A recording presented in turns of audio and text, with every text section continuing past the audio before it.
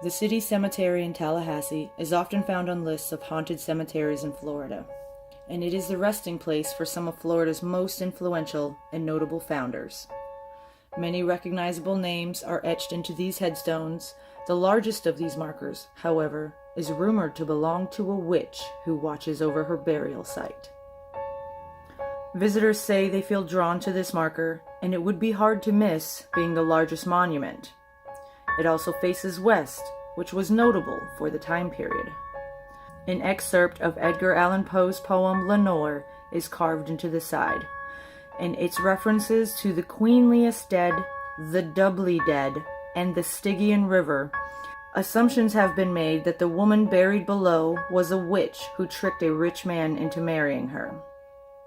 In reality, the name etched into the stone reads Elizabeth Budd Graham, and very little is actually known about her.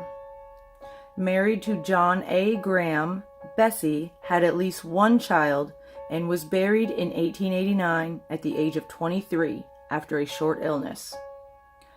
All the information at the time indicates her husband John, a cattleman and a real estate developer, was deeply devoted to Elizabeth and wanted to commemorate his love with a large monument. It did not take long after it was built that rumors began to circulate, and they have grown and carried on even to this day. Some internet sites claim Bessie was a white witch who exchanged a long life so she could marry rich. Others say she can be seen at her gravesite crying, and that if you visit at night, you'll see her in your dreams. Others say witches perform ceremonies on this ground every full moon. Maybe if you're in the area and the time is just right, you can find out for yourself. I wouldn't recommend a road trip just to see this ghost, but the city cemetery is worth a visit if you're in the area.